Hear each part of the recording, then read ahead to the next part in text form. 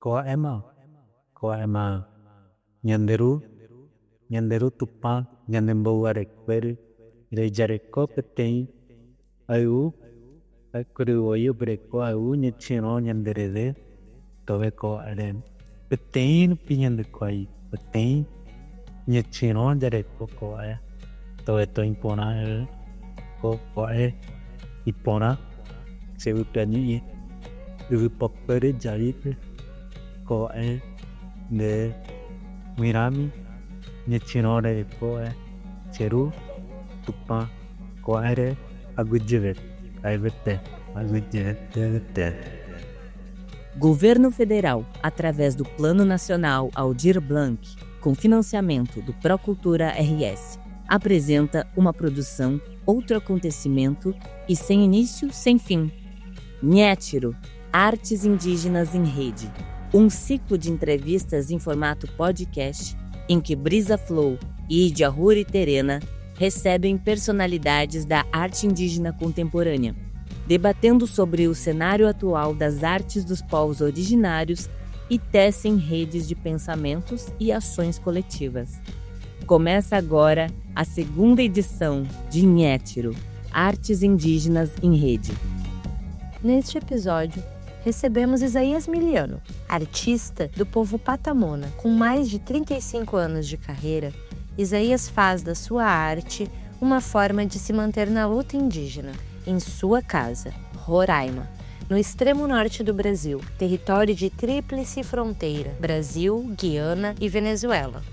Como um caldeirão linguístico e cultural, discute o legado de Jaideris Bell e como o trabalho em conjunto ajudou a despertar o orgulho dos povos indígenas de Roraima. Fala sobre seu trabalho com a pintura, a escultura e a sua pesquisa arqueológica pelos sítios de Roraima. Começa agora o episódio Artivismos em Tempos de Guerra.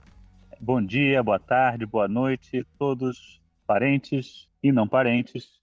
Temos a grande honra de estar conectado hoje com o grande artista patamona, Isaías Miliano. É uma alegria estar conectado contigo, parente, desde... Estou aqui hoje em São Paulo. Queria que você pudesse se apresentar para aqueles que ainda não puderam conhecer o seu nome, a sua imagem, a sua obra, daí de onde você está falando. Eu me chamo Isaías Miliano, sou patamona do Iramutã, né, que é uma região de serra aqui do estado, né, fronteira com o Brasil, Guiana e Venezuela. Trabalho já com arte já há 35 anos, fui educador também, com vários materiais assim como experiência, mais madeira como escultura, entalhe. Também vou para as telas, né, e outros tipos de elementos também, né, porque gosto de fazer instalação e outros materiais, né, mais materiais de descarte mesmo. Mas o que eu gosto mesmo de trabalhar é principalmente com madeira, né, que são restos de lixo que são descartados.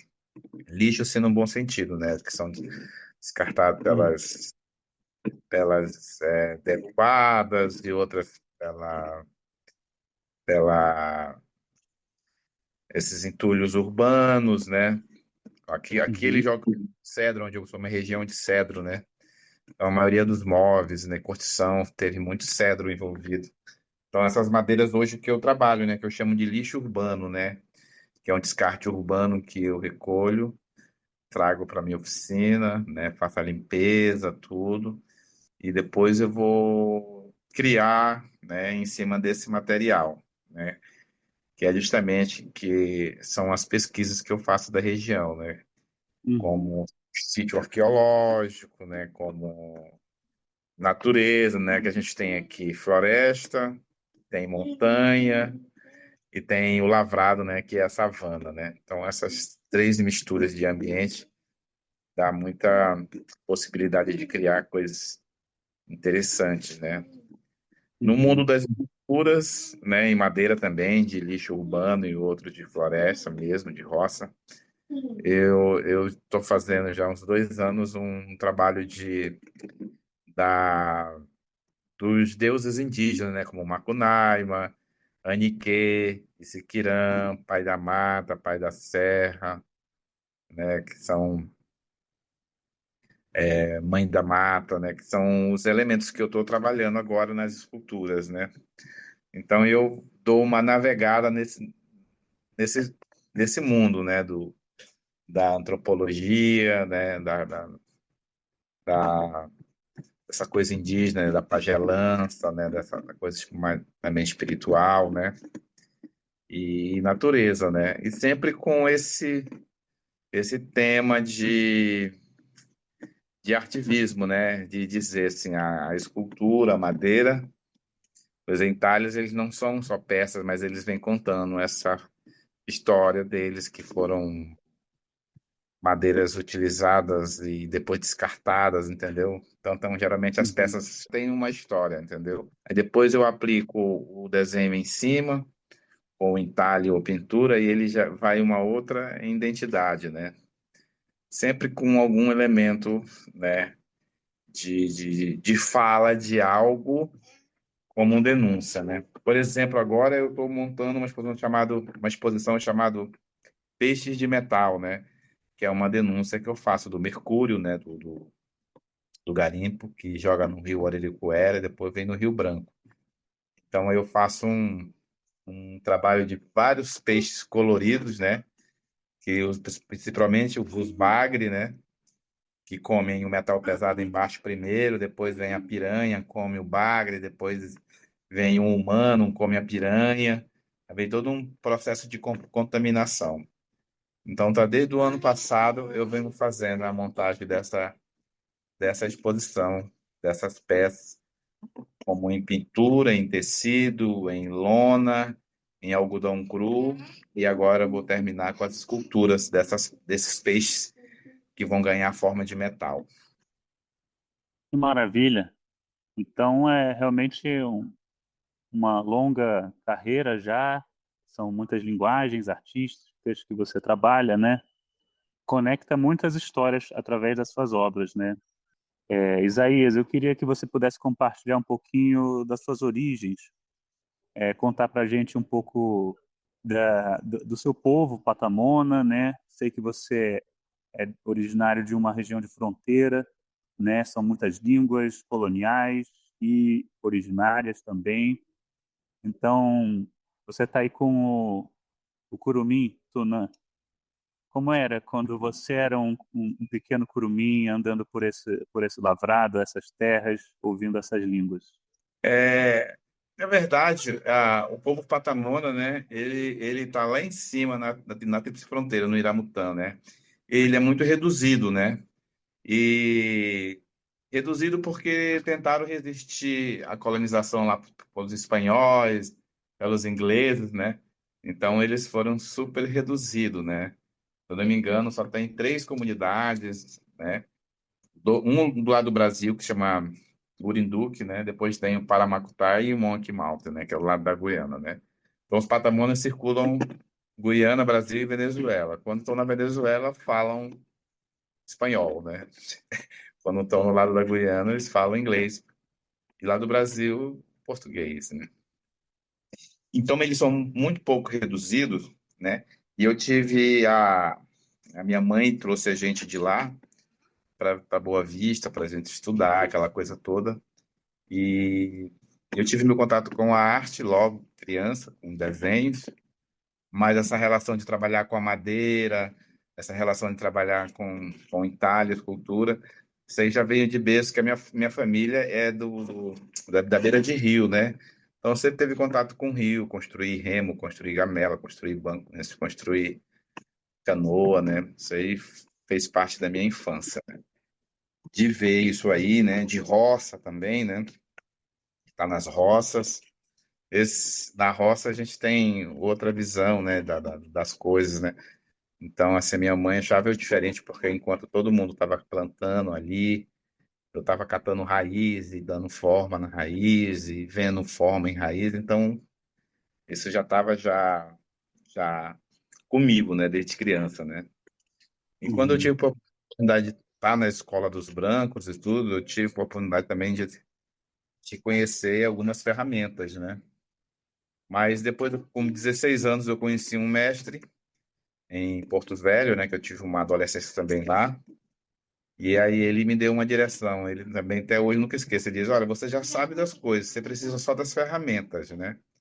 E a Uhum. direção você já tem, né? Depois, 20 anos depois, eu encontro ele numa feira em Belo Horizonte, aí ele fala a mesma coisa. Ele disse: olha, seu trabalho de madeira está maravilhoso porque você não fugiu das suas origens, né? Você não, né? Porque o entalhe ele navega em várias coisas, né? Ele navega no entalhe nordestino, entalhe, né? Que já tem uma outra origem na xilogravura, mas o meu ele ficou totalmente indígena, né? Então Uhum. ele falou, olha, você é aqui mesmo, né? Então são, como você falou, são muitas experiências, muitas técnicas e também muitas linguagens, né? Então a minha linguagem ela ficou aí, né? Nesse meio da cultura indígena, não só dos patamonas, mas como caçadores, como coletores, né? Os patamonas eram muito coletores, eram muito de troca, né? Então, que isso até acabou, né? Agora os parentes aqui, os Makuxi, estão com uma menina chamada Keliana, estão resgatando de novo essa troca de semente, né? De coletas. Minha mãe, Patamona, sempre foi essa mulher coletora, né? Essa mulher sempre levou semente, sempre trouxe semente, sempre levou batata, sempre ficou trocando essa coisa da maniva, da farinha, né? Do milho. Então, eu acho que os patamonas, nesse meu mundo artístico, eles têm isso também, o que eu tenho, né, de comunicação através da arte, né? São uma forma de troca de conhecimento, né?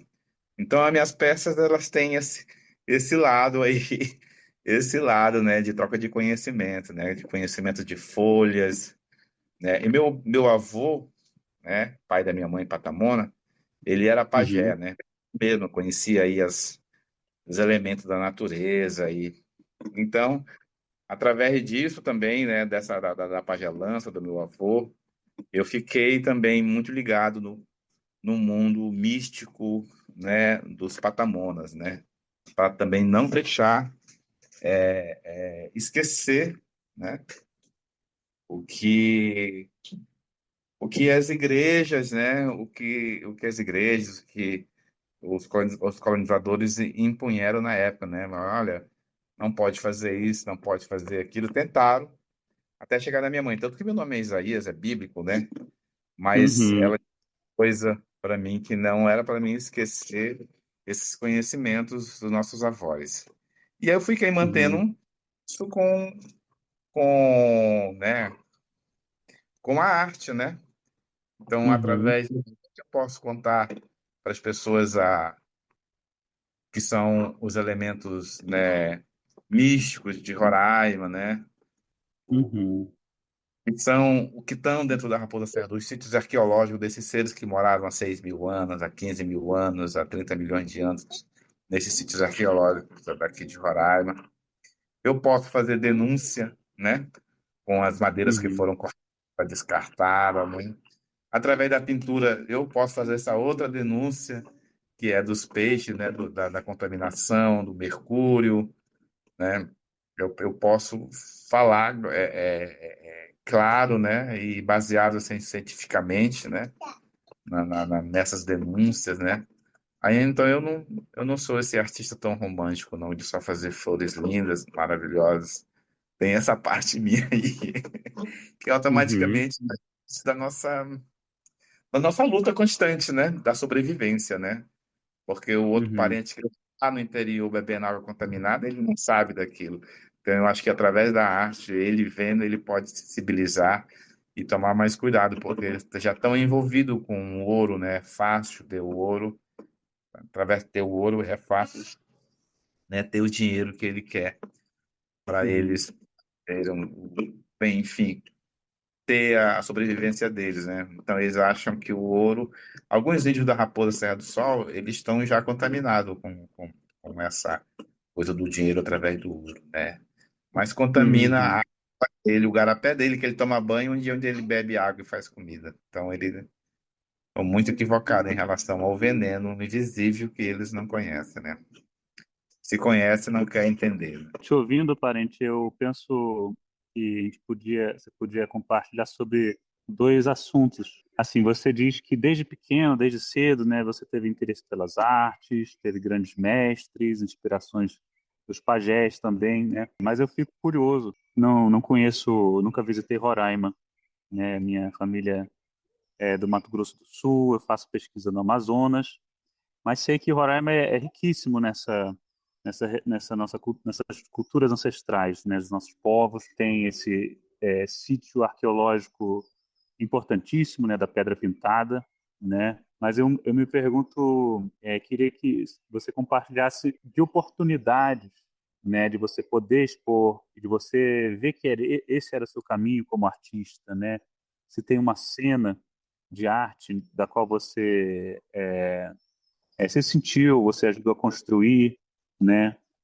E também como isso, se isso se relaciona desde a origem também com essa ideia de artivismo, uma palavra que eu escutava muito do nosso querido e saudoso Jaida também.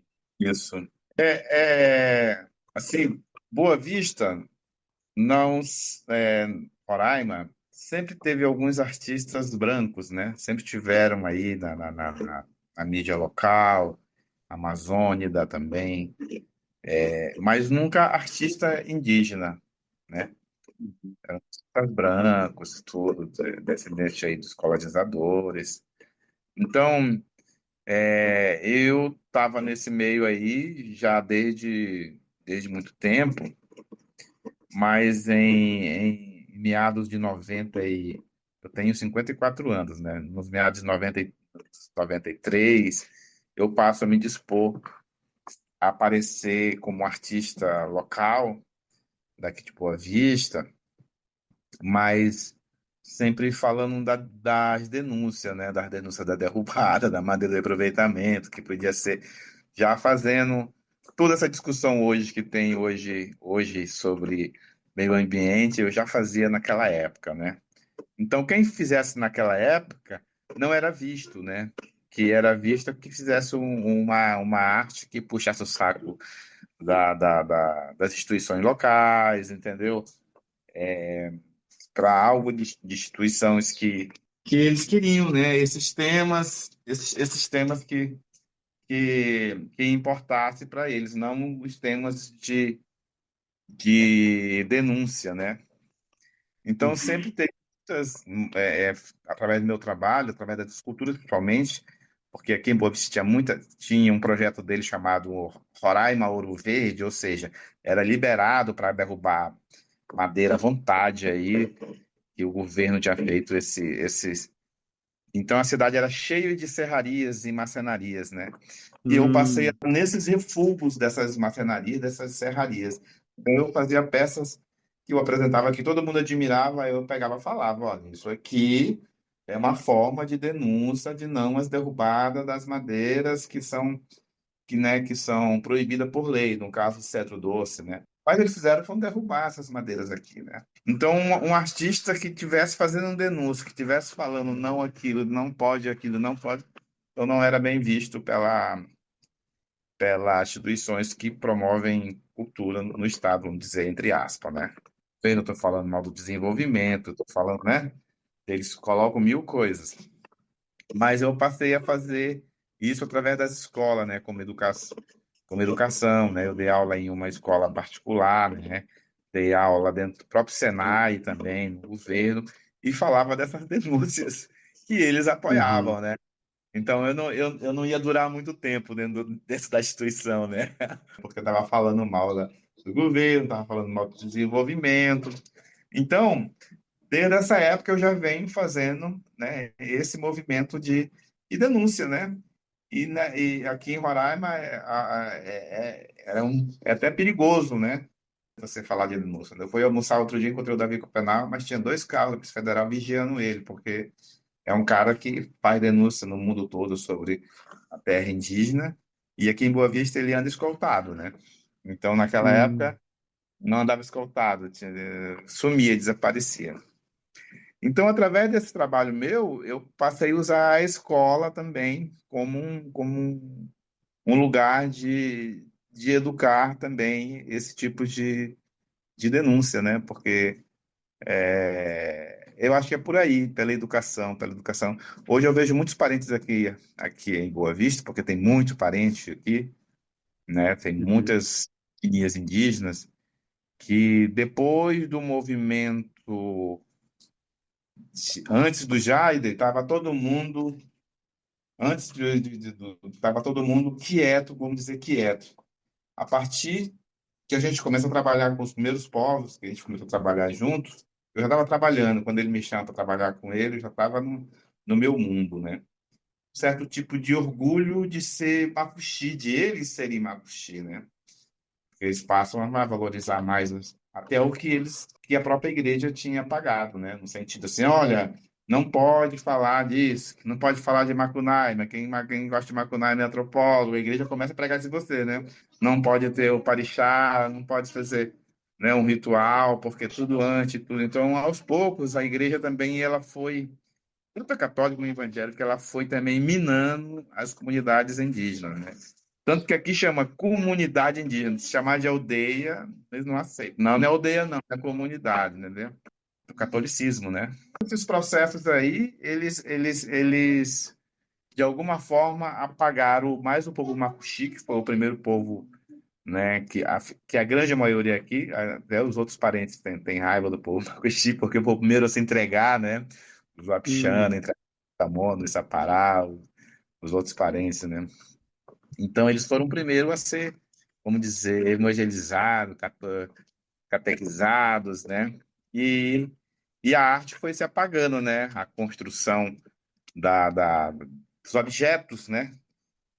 Musicais, das flautas, dos tambores, dos rituais, e tudo foi sendo apagado conforme foi esse tempo, né? Dos próprios nordestinos, quando chegaram aqui, que foram aos poucos minando, né?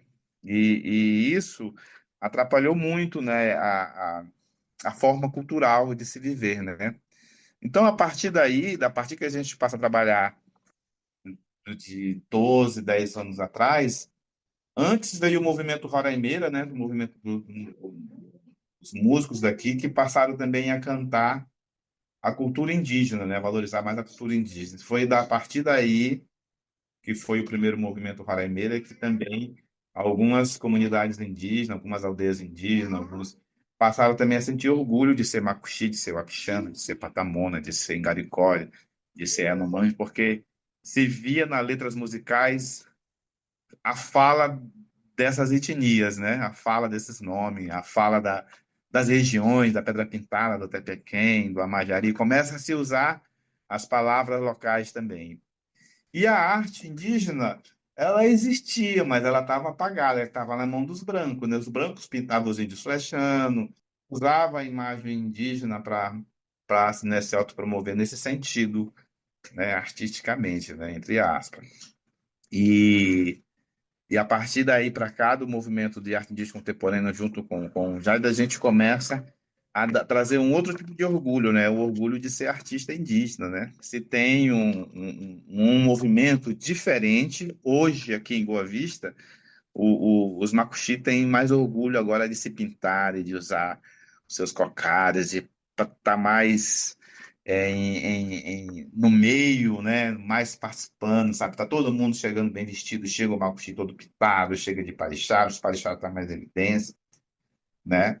E Uhum. se tem, né, esse movimento de transformação, né, de orgulho também indígena, né? E a arte, foi usada para chegar nesses mundos, né, nesses mundos contemporâneos, né? Ah, e poucos não têm formação, né, essa formação acadêmica, artística, né? Outro dia fizeram essa pergunta para mim: ah, você se formou onde? Ah, eu me formei no Lavrado, lá na Serra, na montanha, lá que é a minha universidade, né? Então, assim, Uhum. a pessoa esperava que eu falasse que tinha vindo de alguma universidade acadêmica, né? E, E eu fui falando isso, olha, os elementos são esses, né? A gente se inspira aqui, se inspira ali, né? Conta umas verdades ali, né? Umas lendas ali, né? Dá uma mentira, mente, conta umas mentiras aqui para os brancos, para eles acreditar, entendeu? Uhum, É, então as coisas assim, Boa Vista sempre foi muito difícil para os artistas indígenas, né? Muito uhum, difícil.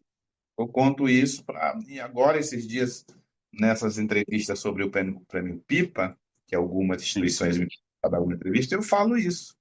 Eu Uhum, falo sobre a dificuldade do artista indígena, do tratamento do artista indígena, como tem que ser, né?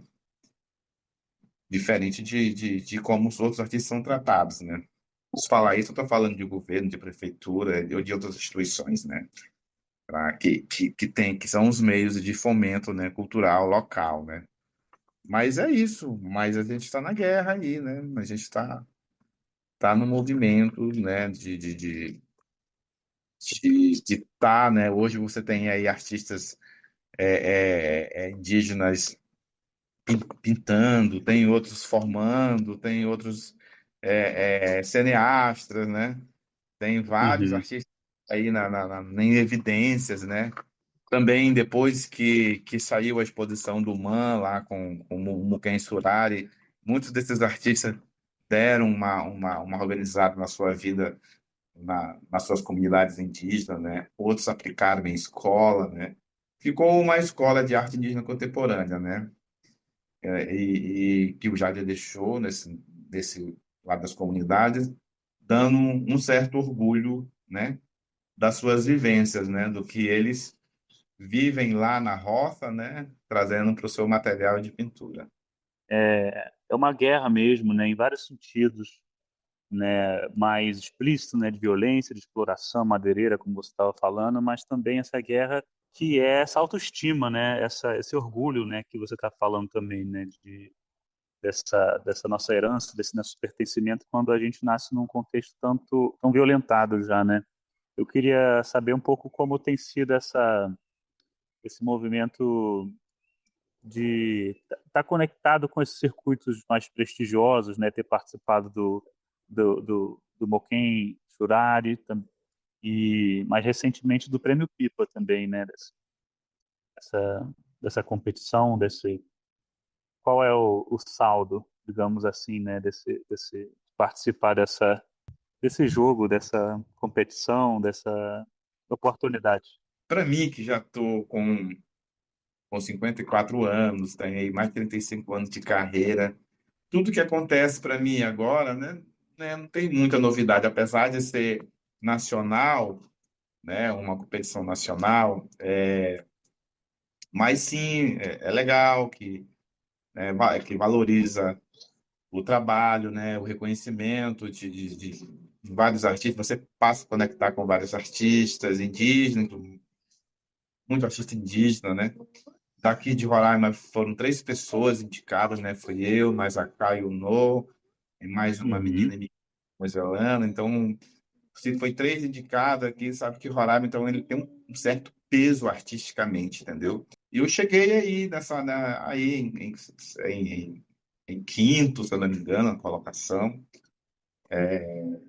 Mas, assim, eu vi que existia uma mobilização no Brasil todo, de muitos amigos meus falando. Então, isso, de uma certa forma, deixa você muito mais com vontade de produzir, muito mais com vontade de aparecer em algumas amostras, exposição, coletividade, né? Então, é super gratificante. E também a forma, porque, querendo ou não, você vai educar algumas pessoas, algumas escolas querem ver você, querem fazer um trabalho. Então, essas oportunidades eu vou deixando acontecendo e não dizer não para a educação, né, nesse sentido. E uma das minhas propostas até o ano que vem é fazer arte nas comunidades indígenas, porque eu acho que já fiquei bastante na cidade já, muito tempo uhum. dando oficina, né? Mas agora eu quero ir para as comunidades indígenas aqui perto, onde o Gustavo Caboclo sempre faz oficina, nos mais perto. para justamente começar também esse resgate, né, do fazer manual, né? Muitos indígenas, parentes, jovens, não querem mais saber disso, né? Então, o mundo hoje está conectado no celular e internet, então é mais importante do que ir Uhum. ali arrancar um olho do buriti, fazer uma trança. Então, eu estou querendo até o ano que vem, de fazer essas caminhadas com uma escola móvel de teatro. Agora, já no mês que vem, já vou fazer isso lá na Guiana Inglesa, num festival, o Pununi Art Festival, que é um festival que eu participo há 3 anos. Então, eu sempre vou, ministro uma oficina lá. Fica aqui 200 quilômetros, né? Fica aqui na Guiana. Vou encontrar os Uhum. irmãos Papichanos, Macuxi, tudo em inglês. Do lado de cá, eles tudo tão falam português. Quando ele vai pro lado de lá, é tudo inglês, né? Quando vai lá para São Francisco, na Venezuela, todo mundo vira para o espanhol, entendeu? Uhum. Uma vez eu fui dar uma oficina no lugar assim, e se falou em todas as línguas na oficina. Nem a arte estava sem fronteira, mas estava todo mundo falando a língua que desse vontade de falar naquele momento. De repente, todo mundo estava falando espanhol, daqui a pouco virava para o inglês, aí voltava pro Pemon. Pemon muito parecido com Patamona, dava para mim entender o que eles estavam conversando, entendeu? Uhum. Porque os filhos estão vizinhos, colados, né? Então, se parece um pouco a língua, dá para entender. Uhum. Mas é isso, entendeu? A preocupação hoje mesmo é justamente a intervenção mesmo da igreja mesmo, do apagamento cultural desses povos aí, desses jovens que estão aí. A gente já tem que encarar o futebol, que eles amam futebol, amam forró, entendeu? Então, só a arte, eu Aham. já tive, já tive dando aula quando eu vi esvaziou rapidinho assim, a minha sala, que todo mundo estava no campo. Não, hoje todo mundo está no campo. Ah, tá bom, para respeitar, então. Então é isso. Isso, mulher, criança, jovem, entendeu? Não vai respeitar a bola, entendeu? Uhum. Você falou duas coisas que eu quero explorar um pouquinho mais aqui contigo. Uma é essa interculturalidade, variedade de línguas da região, né? Eu quero escutar em seguida. Mas você também falou de fazer oficinas para valorizar trabalhos manuais, a manualidade, né? E eu me lembrei de uma frase de uma grande psiquiatra alagoana, que é a Anísia da Silveira, e ela falava, ela não é indígena, né, mas era uma grande mulher e que era muito interessada na arte a partir da psiquiatria, né, da saúde mental. E ela falava que a saúde mental está nas nossas mãos. Ela falava isso. E eu acho que eu acho muito interessante porque eu acho que ela estava dizendo ao mesmo tempo, depende da gente e literalmente está nas nossas mãos o que a gente está fazendo, né, com as nossas mãos. E você está dizendo que os jovens estão muito no celular, né? Isso que está nas mãos dele, né? E você é um artista muito impressionante, a sua maestria com a madeira, na pintura, na cerâmica. Eu queria que você pudesse falar um pouco desse mundo das suas mãos, de trabalhar com a madeira, como isso é diferente de trabalhar com a cerâmica, como isso é diferente de trabalhar com a pintura, né? Cada uma exige uma força e um jeito diferente, né? Aqui, daí vamos para as técnicas, né? Quais são as técnicas a ser aplicadas? Eu, por exemplo, agora, esses dias, eu estou pintando tecido para minha companheira que faz afro-indígena, que ela é baiana, né? Então, ela tem, assim, toques, né? Então, como eu já faço em pintura, em paredes, em telas, né?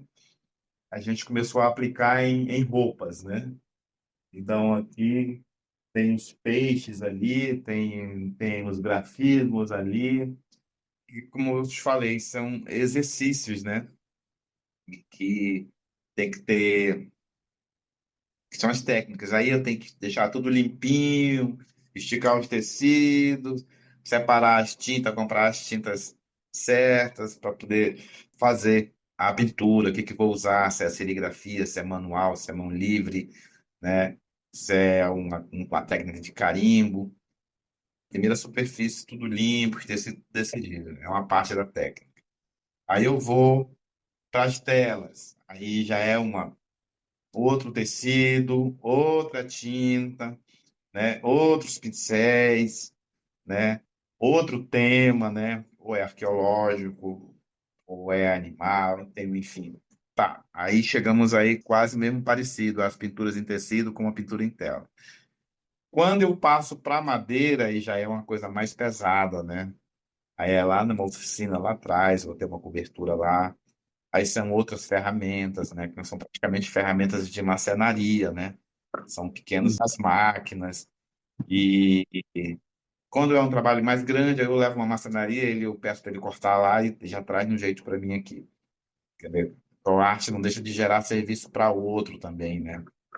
Uhum. E aí no entalhe já está muito mais fácil. Para mim é muito mais fácil, né? Porque eu já tenho trabalhando desde adolescente com entalhe, então eu não vejo dificuldade de desenvolver é, a técnicas de entalhe, né? E nem de escultura, porque eu já tenho a madeira, eu já tenho ela guardada ali atrás, eu já selecionei o que vai ser entalhe, o que vai ser escultura. Ela tá lá já também vendo rachado ou não para me colar, para mim, né, chegar a trabalhar nela. A partir daí começa um trabalho de entalhe, trabalho manual muito mais pesado, você começa a sentir mais o ombro, os braços, né? Um trabalho de dor também, né? Que você fica todo machucado, doído aí 1, 2, 3 dias. Depois que eu pego o ritmo, aí uma semana italiano, eu não fico mais sentindo essas dorzinhas, né? Que já deu aquela curada. Aí vem todo o processo de lixa, aí lá vai lixar as aulas todas de novo e tudo. Aí vem o processo de ou selador, vai encerar. Aí já tem que estar tudo limpo, tira toda a poeira, toda a sujeira que você fez na construção da peça e fazer toda essa limpeza para poder que a peça fique no final pronto, limpa, né? Então, essas técnicas, aí o mais fácil que eu uso para ensinar as pessoas são as biojoias, né? As biojoias que eu digo que todos esses materiais que foram cortados, que ficaram em pequenos pedaços, elas se transformam em biojoias, em algum elemento que vai ser usado como arte também. Entendeu? Então, eu tento Uhum. fazer o uso do material que não seja descartado. Nem mesmo agora as poeiras e os refugos do entalhe eu estou botando nas plantas agora. Então, esses processos são um trabalho, né? Porque eu tenho que, acabei de falar, tenho que separar uma mesa só para pintura, separar uma outra Uhum. para o entalhe, né? Aí tem que ir Uhum. por fases, né? Tem que ir por partes de produção, né? Produção de pintura, agora a produção do entalhe, né? Agora mesmo eu vou ter que construir 48 peças para o Sesc local, que é o que me compra. Então são 40 entalhes, porque até isso é uma forma de educação para eles, porque até aí eles compravam outro tipo de lembrança para dar para os seus visitantes. Eu digo, não, vocês têm que ter obras de arte de artistas indígenas, com elementos indígenas, para poder, quem você for presentear, entendeu? Ele sair daqui levando um Monte Roraima, levando um caimbé, que é daqui, que é a árvore da resistência, entendeu? Levando um grafismo da serpente, ou da borboleta, ou do jabuti. Então, até isso é uma forma de educar esse povo, né, que tem visitas, né, constantes na cidade, que é o Sesc Roraima, que é um Sesc que todo o Brasil tem, né? Então, até Uhum. isso eu sei educar eles, né? Tem 3 anos que eu vendo lembrança indígena para eles, né? Então, é assim. Muito bom ouvir um pouco do seu trabalho nos bastidores aí no seu ateliê, né? Te ouvindo dá para imaginar um pouco de como tem que organizar esse laboratório, esse ateliê de criação. Aqui, olha, eu tenho uma parede do centro arqueológico lá do sul do estado, entendeu? É uma parede Uhum. da loja da minha companheira. Aqui, olha, então assim, a arte indígena inserida também nas vertes, entendeu? Uhum. Não, assim, sem barreira, sabe? Assim, não vou pintar só em tela, não. Eu pinto nos tecidos, olha só, Uhum. né? Uhum. Porque a arte é contemporânea mesmo, né? Então ela tem É. que tem que estar nos pratos, tem que estar né? Aqui eu tenho uma outra parte, né, das pinturas, né, aqui, que Tudo são é geralmente, suporte. tudo são elementos, né, de madeira, aqui, olha, resto de guarda-roupa, pintura. Uhum. Tenho aqui uma parte do Pai da Mata, as esculturas, a Mãe da Mata, tudo são restos de guarda-roupa. Essa Mãe da Mata aqui, ela tem um filme dela também. Tem uma mandala da Uhum. Pedra aqui, que é o Parixá, a dança. Todos são restos de peças que foram descartadas, entendeu? Uhum. Aqui Uhum. o Pai da Mata também em outros elementos, em outro sentido também, que é um resto de jaqueira. Aí todos os elementos eles viram material de que se transformam, né? Então, Uhum. né, uma pequena folhinha, né? Esses aqui são, aqui é o Pai da Serra, que é um outro Uhum. coisa daqui. Aqui eu tenho uma Carmésia aqui. Toda casa ela tem os elementos do gracismo indígena. Quem vem aqui já leva uma aula, né? No sentido de Chocante, que Isaías. lá atrás a oficina, né? Que é onde eu faço as oficinas, né? Então, assim, a casa ela é toda cheia de obras espalhadas, né? Então é isso, amigo. Você viu ali um pouco, né, do que do que eu faço na transformação, né? Na Sim. transformação dos objetos que eram lixos, né? Que foram, enfim, que é transformado em obras, né? E essas obras, elas depois podem ser negociadas, né? Dependendo do quem, porque a minha, é como eu sobrevivo, né? São vendendo as minhas peças. Muita arte mesmo, em todo canto da sua casa, porque na verdade você pode compartilhar aqui por meio do vídeo, mas os nossos ouvintes eles vão estar ouvindo a gente. Não sei se vai estar todo mundo podendo ver, mas então a gente convida o pessoal todo para conhecer tuas obras que estão em exposição, em catálogo, na internet. Eu fiquei olhando impressionado as suas inspirações, que são tremendas, né? Você comentou da Pedra Pintada, é o nome do sítio? Tem um sítio chamado Pedra Pintada, que é a 130 quilômetros de Boa Vista, 130. E tem um outro sítio chamado Arara Vermelha, que é o nome da região, que é um Uhum, sítio mais, mais antigo de Boa Vista, né? Que são gravuras, né? Então, é datado 38 milhões de anos, né? Antes da Amazônia, em outro. Tanto que tá uma briga aí, porque eles não querem dizer que existiu um morador aí que sempre foi lá para a América do Norte. Não.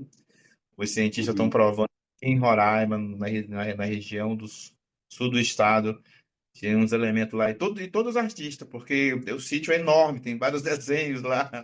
Desenhos de animais, de criança, de pata de onça e tudo. Aí, de todos os artistas, né? uhum, Então, e o da Pedra Pintada que foi o mais visitado, que é dentro de uma reserva indígena, né? Que é São Marcos. Então ela foi muito danificada, porque ela era muito aberta. Então é um outro lado bem super rico que tem assim uma história muito, muito bonita dentro dessa reserva dos povos Macuxi, né? uhum, Então conta hoje, né? Então hoje você pode visitar, mas tem que ter uma autorização na FUNAI, no Conselho Indigenista aí e o antropólogo, né, também acompanhando, entendeu? Mas hoje pode fazer a visita, assim, né? uhum. E Interessante. para você, como um artista indígena, qual é o seu olhar assim para essas obras ancestrais, né, que estão nas rochas, que estão essas gravuras rupestres, assim, o que que você, que energia se conecta quando você olha aquilo ali? Você, quando tem um olhar, porque na verdade a gente que é artista, que quando chega num sítio desse que tem paredões com quase 10 metros de pintura, 15 metros de pintura, assim, eu fico muito em silêncio, né? Eu aprendi a chegar e ficar em silêncio e tentar escutar, né, quem estava ali, né? Quem estava ali, né? E para mim, quando eu olho para os desenhos, eu vejo uma história, um livro, né? De história do dia a dia, daqueles elementos que estavam, daquele povo que estava ali sobrevivendo, né? Porque é o que é retratado ali, né? É retratado um peixe que foi comido, um- uma tartaruga, né? Um brilho de um sol, uma estrela, né? Outro dia eu estava vendo uma matéria cientificamente aí desses astrólogos aí, tava falando, olha, teve uma explosão de uma estrela há 6.000 anos atrás que deu para toda a Terra ver essa explosão. Aí eu fiquei ouvindo, nossa, que doideira é essa, né? Pois tem um sítio que também tem 6 mil anos, lá na região do Amajari, que eu fui lá visitar, chama Pedra do Esconderijo lá, que tem uma estrela gigante pintada dentro de uma caverna, né? E assim, 1 metro por 1 metro, assim, gigantesca a estrela. Então, a mesma quantidade que tem essa estrela lá no sítio, a mesma que o Uhum. cientista que aconteceu a explosão no universo que foi visto por toda a Terra. Então, eu acredito que esse artista, nesse dia, viu essa explosão e retratou nessa parede lá. Então, eu vejo ali um livro, uma história, um computador, né? Que está ali contando, né? O seu dia a dia. Comeu um peixe, vou pintar um peixe, matou um animal, vou pintar um animal. E a energia de sobrevivência mesmo, como você disse, né? Que também ele fazia parte do cardápio dos outros animais também, né? Uhum. A energia é essa, né? De vida, natureza, local, mas muito místico. A energia é muito forte nesse local. Assim, você chega, dá vontade realmente de ficar em silêncio e escutar vozes, porque é impressionante a arte deixada por esses indivíduos durante esse tempo todo e tá ali, né? Para Uhum. gente, mostrando para gente que, que é possível, né? Muita coisa é possível, Uhum. né? E os outros lá do sul do estado, que é cavado gravura em granito super, né, duro, aquilo nos paredões, né? Então, Uhum. e diz que os cientistas não acharam vestígio nenhum de humano. Assim, não tem osso, não tem cerâmica, não tem machadinha, desapareceram, né? Uhum. Então, assim, você fica daí fica na dúvida. Porra, já na Pedra Pintada, né, você tem escavação que provou que os humanos tiveram ali uma época, né? Chico Mendes, não, tem um nome de instituto do arqueólogo que veio primeiro aí, eu faço parte dele, porque a gente, quando vai nesses sítios, a gente também faz parte da pesquisa, né? Então, a gente Uhum. pesquisa, né, para poder, quando for falar com segurança, né, da, daquela região, né? Talvez a gente pode, Uhum. com segurança, nesse, como eu falei para ti, nesse sentido do astrólogo, que falando isso, eu fiz o casamento das duas conversas, né, da arqueologia com o pessoal que estuda aí as explosões aí, né? Os astrólogos, né? Uhum. E astrônomos, né? E lá Uhum. do estado tem o mesmo segmento. Você tem uma pedra que tem o universo, você tem uma pedra que tem o sol, você tem uma pedra ali que marca o mapa do lugar, entendeu? Você tem Uhum. pata de pino, que seria o dente de sabre, tem pé de humano grande, pé de criança pequeno, entendeu? Você tem uma aula, você vê o pôr do sol, pô, demais, demais. Mas são pesquisados ainda, né? Então, esses sítios, para mim, são grande inspiração, né? O que eu sinto é Uhum. vontade de fazer, mais vontade de esculpir, mais vontade de pintar. E eu trago esses elementos para dentro das obras também, que as pessoas passam a ter curiosidade de conhecer. Eu tenho o meu olhar para isso, para esculturas e gravura, mas eu também tenho o meu olhar de trazer essa pintura e gravura, colocar num painel para as pessoas terem isso dentro de uma galeria, dentro da sua sala, e poder falar, né, dessas histórias da antropologia e da arqueologia e do conhecimento dos parentes também. Muito bom. Os arqueólogos hoje estão muito curiosos com a visão que os indígenas têm, né, desses sítios, e é muito bom ver essa fermentação das artes com a arqueologia. E falando em fermentação e cultura dos nossos parentes, eu vi que uma outra grande inspiração para você é o caxiri, que sua mãe fazia um caxiri de batata doce muito gostoso. Batata roxa, né? É uma batata específica para fazer o caxiri, não é uma batata comestível, né? A batata veio lá da Guiana, que meu irmão trouxe enrolado numa camisa molhada. Aí levou que a gente tem aqui para o Brasil. Nós temos uma roça aí, né? E ela plantou lá. E ela só fazia para ela consumir. Eu disse: não, eu quero na minha exposição, eu que vou levar. Aí passei a comprar dela, né? Pedi para ela fazer para ela comprar. E aí fiz ela plantar de novo. E aí esse caxiri ficou famoso, né? Ficou famoso na cidade, todo mundo quer provar, né? Eu fiz agora, esse ano ainda fiz um pouco, porque ainda tem um pouco lá na roça. E eu fiquei muito emocionado que o Gustavo acabou, quando eu conheci ele aqui em Boa Vista, ele conheceu minha mãe também, quando ele teve numa Uhum. reunião na casa que eu morava. Nós tomamos caxiri, ela contou a história da batata, e ele pintou, né? Ele pintou uma tela, o que está lá na Pinacoteca de São Paulo. Ele faz uma homenagem à minha mãe com essas batatas debaixo do Monte Roraima, que o Macunaíma bebeu, ficou bêbado e tem uma rede bem em cima, entendeu? E aí eu fiquei muito emocionado que ele faz essa homenagem para minha mãe através do caxiri de batata roxa. E quando é que você vier Hum, aqui, eu vou providenciar para você. maravilha, eu adoro caxiri também. Aprendi a tomar lá com nossos parentes do Alto Rio Negro. Eles também adoram tomar caxiri de mandioca, de pupunha, de... Tem várias, né? O Baniwa, Então, no Rio, né? Banil, aí outros também. Meu irmãozão, eu gosto dele. Quando eles vêm aqui, eles bater aqui, a gente faz sempre uma celebração, come uma da morida. Eu não sei se vocês também têm lá, que é o Uhum.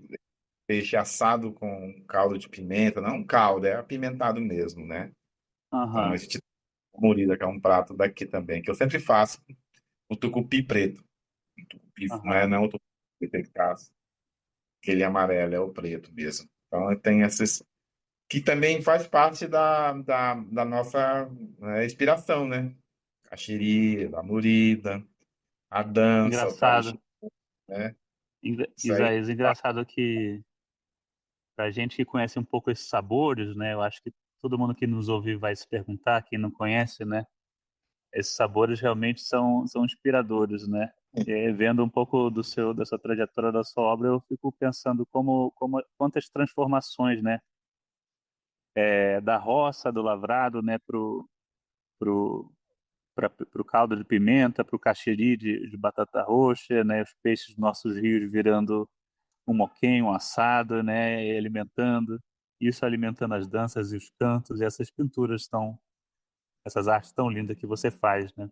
Eu cito, inclusive, num texto isso, falando, né, que a nossa vida é a da Murida, né, aqui em Roraima, né? Um caldeirão de linguística, um caldeirão cultural, um caldeirão disso que se transforma, né, e nessas inspirações, né? É que a gente já tem inspiração sobrando, dizer, eu não consigo me inspirar, não. A gente tem esses sabores aí, né?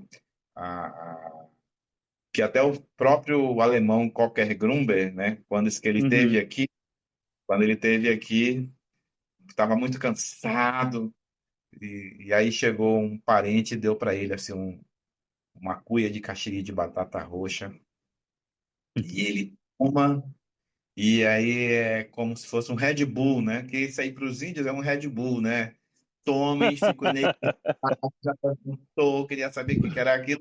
E ele descreve isso no livro, que não deixa a desejar nenhum vinho na França, não sei o que era muito gosto, muito saboroso mesmo. E Hum. aí, quando fez que o povo foi provando, o povo foi ficando doido, porque era assim, um temperado com, com açúcar mascavo da Guiana ou caldo de cana. Você já imagina por aí como é que fica, junto com a acidez da batata e a cor. Então, o caldo de cana já tem o seu próprio álcool, né? Quando ele encontra o álcool da batata, na fermentação, no cozido, que ele é cozinhado, que depois que ele vai ser engarrafado, 3 dias maravilhoso, alimento, pode tomar. Criança, todo mundo maravilhoso. Mas depois de 3 dias ele entra no processo de fermentação. Aí ele fica alcoólico, né?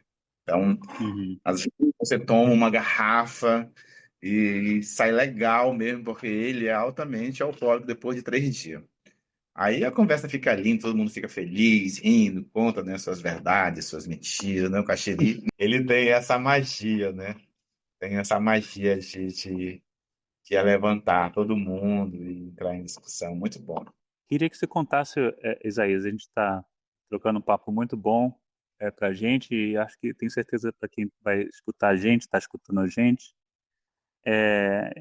disso que a gente estava falando, desse caldeirão de povos e culturas e línguas, né, perto da fronteira da Guiana, da Venezuela, com povos também, por sua vez, com várias línguas.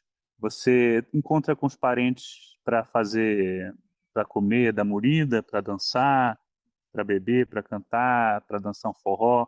Como são esses encontros que são feitos por aí? São encontros que têm que você participa, né? Encontros, você participa mais dos encontros do movimento indígena, político ou de cultura? Como você se envolve, como isso se inspira o seu trabalho aí? Assim, quando o Gustavo vem aqui, a gente vai sempre se fazer uma reunião lá na comunidade indígena, lá no Canamani, né? Lá, então, a Uhum, gente faz a comida e se reúne lá para discutir alguns assuntos relacionados às artes, alguma exposição, né? Em Boa Vista aqui tem a Associação Capói, né? Que é uma associação dos parentes wapixanas, né? Que dançam o parixara, né? Que tem uma outra pegada, uma outra língua, né? Que é o wapixana, né? Já com os macuxi, eles são mais do movimento mesmo, eles sempre estão nos parixara, sempre estão dentro da universidade. Então, eu me encontro muitas vezes com os parentes na universidade, que lá tem um núcleo que é o Siquirã, que é irmão de Macunaíma, né? Que ele tem 2 irmãos, Siquirã e Aniquê. E, e o Siquirã é um núcleo da universidade indígena, que é nível superior, né? Então lá você tem muita reunião, né, de discussão educacional sobre rumos, né, de ações indígenas, né? Então lá tem questão de saúde territorial, gestão de saúde, né, que são onde se reúne para fazer algumas reuniões lá. São, e comer da morida eu faço aqui em casa, né? Então as pessoas aqui na minha casa ficou também um ponto, né, de encontro de algumas pessoas que querem conhecer tanto a arte indígena como um pouco da culinária e me liga e eu preparo, né, um prato para eles, né, uma panela e às vezes, né, faço também uma panela e vou num movimento cultural dos brancos, né, vou e apresento a Damurida lá para eles e distribuo para todo mundo aprender a comer, né, a Damurida, né. E aqui tem uma tiazinha que aqui é Wapixana, que vende beiju e caxiri. Aí a gente indica ela, vai lá comprar com ela, entendeu? Para fazer movimentar a grana do parente, entendeu? Então a gente sempre vai lá, pega lá com ela, para confraternizar em alguma reunião, mas sempre tem algumas reuniões aqui. Mas sempre tem. uhum, Mas uns 2 anos depois que nasceu o Tunã, né? Saí um pouco do movimento para poder cuidar dele. Agora que ele já está com 2 anos, aí eu estou voltando de novo a ter esses encontros, né? De novo, né? Inclusive eu vou encontrar os parentes lá na Guiana, lá, os Wapixianos, os Macuxis, os Patamona lá, para fazer essa confraternização. Seria a minha primeira participação lá, né? No meu evento com eles. Vou levar a da Murida também, vou comer a da Murida deles lá, vou levar meu tucupi, entendeu? Uhum. Talvez eu faça contato lá para eles também. Então, assim, né? Vai mudar a língua, vai enrolar a língua lá, né? Uhum. Muito bom. Fico com água na boca e com desejo de visitar aí quando assim que puder. Parente, eu queria perguntar para você. A gente falou dele já, né? Nosso irmão querido, encantado, Jaider. Eu queria perguntar um pouco, se você pudesse falar, você é um artista já antes, né, da atuação dele, ele atravessou esse portal da vida aqui, e você compartilhou momentos com ele, né? E uma das coisas, um dos legados muito importantes dele aí é a galeria Jaider Isbel de arte indígena contemporânea. Então, eu queria que você pudesse, assim, com todo o respeito de perguntar, né, não sei como é o seu coração em relação a isso, né, falar um pouquinho dele e da galeria, a importância da galeria, como está a galeria hoje também, como você se envolve com ela. O Jaider, antes de tudo, né? A gente já era, fizemos amizade, tudo, apresentado pelo professor Parmênio, e ele me chamou para me desenvolver com ele um projeto que ele tinha, né, de lançamento de uns livros, depois exposição local, e a terceira seria a saída de Roraima, né? E, e, e aí eu passei a orientá-lo, né? Porque eu tinha essa experiência já de movimento de exposição, montagem, né? Então ele colou em mim aí uns 3 anos aí, né? A gente fez a galeria itinerante, né? A gente ficou rodando toda a cidade, inclusive na minha casa. A gente ficou rodando, fazendo esses encontros da galeria, uma coletividade de vários artistas indígenas, né? Ele abriu as portas para vários artistas indígenas, do Biramutã, do Maturuca, de Pacaraima, Normandia, né, do próprio Davi Copenal da Numano. Ele fez assim, um apanhado desses artistas que já estavam trabalhando, né? E fez um bloco só, né? E fez um bloco e depois a gente é, começamos a trabalhar em cima do Muquem, Surari, né? Porque ele ia para os Estados Unidos ficar 6 meses lá numa troca lá cultural e levou uma exposição nossa para lá também, né? Onde foi feito esse primeiro trabalho antes do Muquem. Mas aqui local a gente fez muita coisa junto e montamos a primeira galeria, onde é hoje lá, foi ajudar a montar a galeria lá dele lá. E a gente montou, depois ela saiu de lá, foi para uma outra casa, a gente montou em outro lugar também. Mas agora ela voltou onde era antes de novo, aí eu fui chamado para fazer a curadoria, né? Que foi muito profundo para mim, né? Porque eu estava voltando de novo, né? Sentindo todo um sentimento, né, que eu tinha com meu amigo, e depois estar lá montando de novo, né, todo o que a gente tinha feito junto, eu estava agora montando com uma outra equipe, sozinho. Então, assim, muito machucado meu coração, porque ele era meu amigo, né? Então, eu acompanhei, assim, a trajetória dele. E quando foi para o MAN, lá para o Museu de Arte Moderna, lá, que era para mim, eu que iria encerrar, estava no contrato que eu iria encerrar Surari, mas no meio tudo isso aconteceu o que aconteceu, né? E, mas assim, estava tudo programado para a gente finalizar dessa forma. O que e o legado é que ele fez esse acorda, né? Ele acordou muita gente para entrar em discussão sobre a questão de ser índio macuxi, né? Os macuxi que passaram a ter mais orgulho de ser macuxi, passaram a se pintar mais, né? Porque nem quase ninguém andava de cocá, ninguém andava de pintado. Agora, hoje, aqui em Boa Vista, onde você chegar, você vai encontrar um macuxi pintado, ou de cocá, uma mulher, uma senhora. Parte a partir que ele passa a se apresentar dessa forma, todo pintado de urucum, de nipape com o cocar dele, né? Então, isso aí ele entra em shopping, entra em restaurante, entra em qualquer lugar, isso passou a dar esse tipo de orgulho para os parentes Makuxi, até mesmo a própria família dele, né? Mas, mas alguns parentes estavam lá em Normandia, como eu falei no começo, e lá Maturuca, a Igreja Católica e a evangélica estão muito em cima do jovem, então nisso não estava se tirando esse orgulho, entendeu? De usar um cocar, de usar uma pintura corporal, entendeu? E aí, quando ele passa a bater de frente com todo mundo, né? Em relação às igrejas, em relação aos próprios parentes, né? Em relação às escolas, né? Ele passa a falar mais disso, a fazer performance, né? Um corpo que está de genipapo, com penas, com palha, e ele passa a fazer isso, né? E eu observo muito, eu era muito danado, eu sempre estava fazendo as minhas produções paralelo a ele, né, com as minhas encomendas, com as minhas exposições paralelo, e ele sempre estava lá comigo, me atentando, não, bora para cá, né? Ele não, deixa eu terminar isso aqui primeiro. E bora fazer isso, tu vai encerrar para mim isso aqui, tu vai fazer, a gente vai fazer isso. Então a gente dava, sempre eu estava ligado no mundo, né, do que estava a produção acontecendo, tanto fora como aqui, né? Mas foi uma perca muito grande para os parentes, mas também foi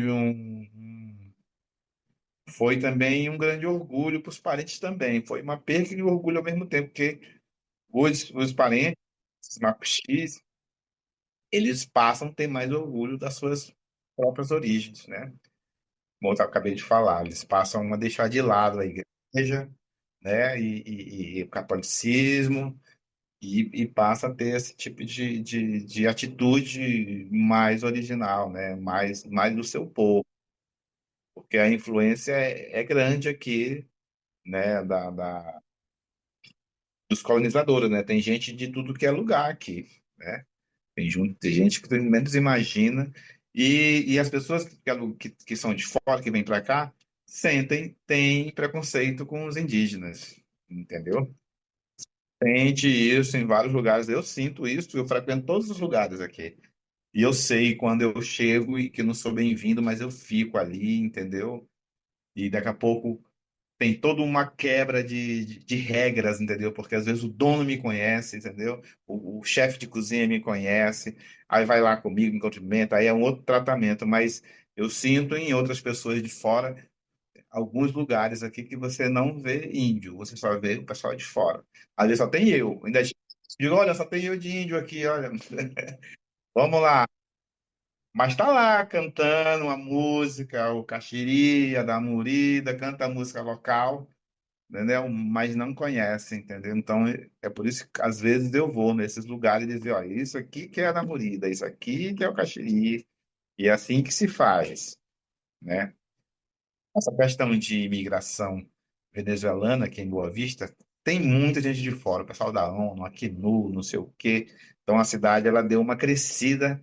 E o segundo PIB é o PIB indígena, né? Aqui, assim, a saúde indígena, a educação indígena, entendeu? O gado indígena, né? O segundo maior criador de gado do estado tem os fazendeiros e tem os indígenas, entendeu? O segundo PIB é dos indígenas, entendeu? E isso não é entrado dentro do, do, do, do orçamento do estado, né? E um orçamento mais caro é a saúde indígena, né? Tem aí uma cobrança muito grande aí em relação a como é que está a saúde indígena dos Yanomami, como é que está a saúde indígena dos Dicês, né?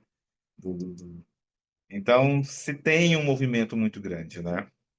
Então, a cidade, ela gera em cima de preconceito indígena. Isso existe. Mas a gente está aqui para combater isso de frente. Eu, por exemplo, eu bato isso de frente. Agora, nas 3 semanas, eu falo constantemente como é, que nível a gente está no nível nacional, a gente está de igual para igual com qualquer outro estado, entendeu? Tem grandes representantes da arte indígena de Roraima fora daqui, né?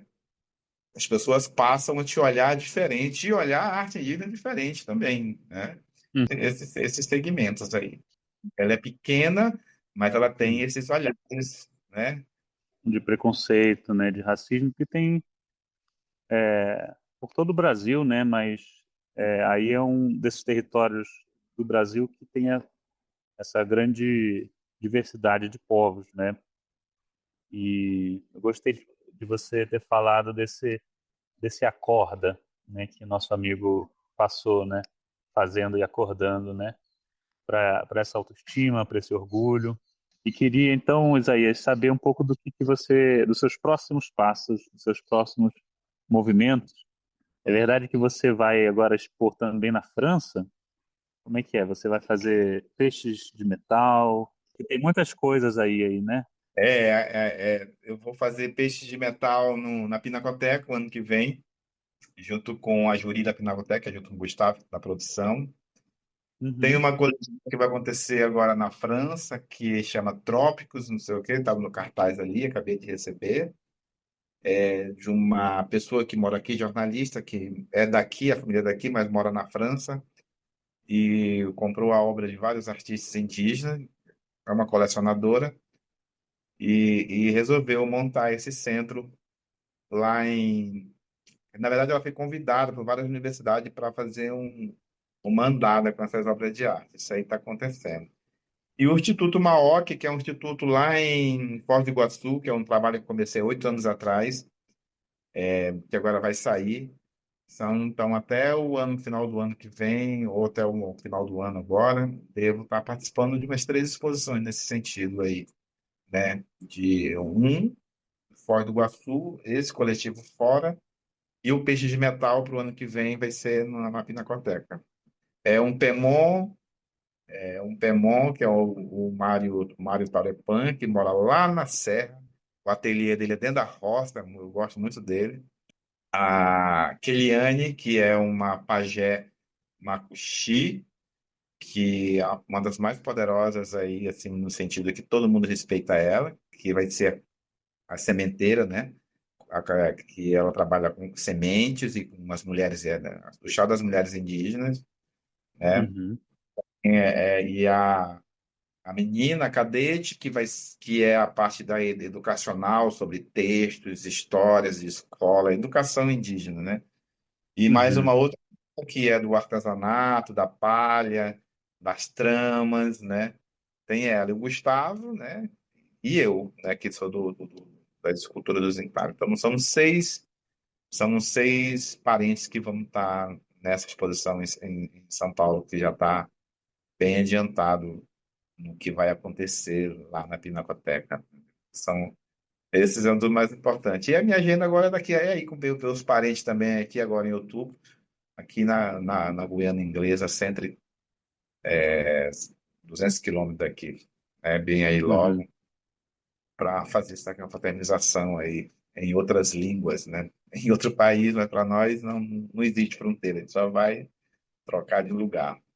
E eu fico aqui na minha casa, que é um ateliê permanente e galeria permanente, recebendo as pessoas também aqui na minha casa, com oficina, né? Eu ministro oficinas aqui, encontros da Movida, reuniões, filmagens, né? Então, aqui em casa tem uma agenda constante aqui, né?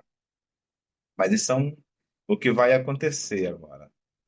E quem não Uhum. me conhece, né, lá no Instagram é só seguir, isaíasmiliano.5. Aí lá tem muitas falas, muitas imagens, né? Aí dá para seguir legal lá e saber o que está acontecendo comigo aqui em Boa Vista. Maravilha, parente. Foi muito, muito bom é, esse papo de parente, essa conversa aqui. Ficar encantado pelas suas artes, sonhar com esses sabores de novo. E queria só convidar, né, os nossos ouvintes para conhecer mais as suas obras, Isaías Miliano, que está no Instagram, que vai estar na Pinacoteca logo mais aqui em São Paulo, e perguntar para o nosso parente convidado se ele quer deixar uma mensagem final para os nossos, sobretudo para os nossos parentes, sobretudo para quem está envolvido com sua própria correria, né, de se fazer artista, né, e se quiser, e se tiver se sentir inspirado até para fazer um canto para nós aqui. Hoje o mundo está muito, muito violento, né? Muito, muito rápido também, né? O dia parece que está mais rápido, o sol esquentou mais, né? A gente vive aqui em Roraima, mas parece que a gente está isolado, mas não está, né? Porque acho que o Caribe está 3.000 quilômetros daqui, né? O mar está a 3.000 quilômetros daqui. E do outro lado, no mar, tem 6, 8 navios apontados mísseis para a Venezuela, né? Os mísseis, os navios, tudo então tem uma guerra bem aqui na nossa beira aqui, né? Pode Uhum, acontecer. Vai que ele erra e acerta aqui Boa Vista, não sei, né? Então a gente vive também nessa. Parece que não está acontecendo nada, mas está acontecendo, né? Então a mensagem que eu deixo é viver a natureza, respeitar a natureza, entender que o mundo está nessa outra velocidade e que a gente possa, através da arte, mandar muitas mensagens positivas, né? Muitas mensagens, seja na pintura, na dança, na comida, na culinária, na sua região, numa caminhada, subir uma serra, nadar num rio. São formas de conectar com a natureza e deixar a sua mensagem de um elemento positivo, né? A todos os parentes que estiverem me ouvindo também deixar essa força que, como diz o Krenak, nós estamos em guerra ainda, né?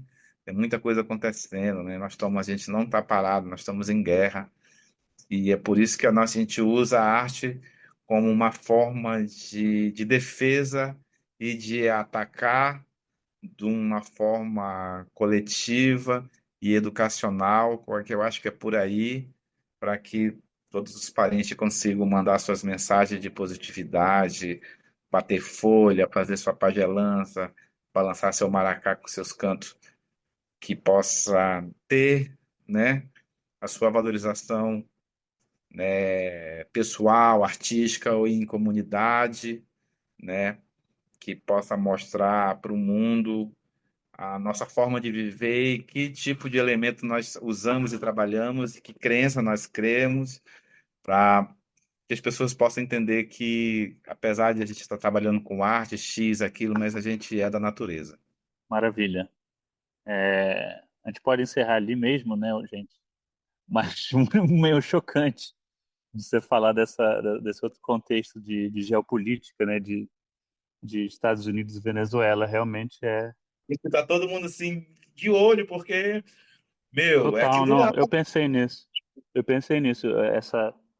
Isso aí Ah, tem reflexos imediatos aí no norte, né? Aí no Amazonas, em Roraima, né, que faz fronteira, né?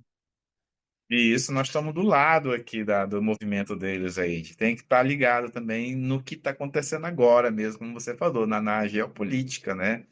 Tem Uhum. um presidente doido aqui do lado, outro doido do outro lado, entendeu? Aí para acontecer alguma besteira aí, entendeu? Tudo por petróleo que está aí do lado também, né?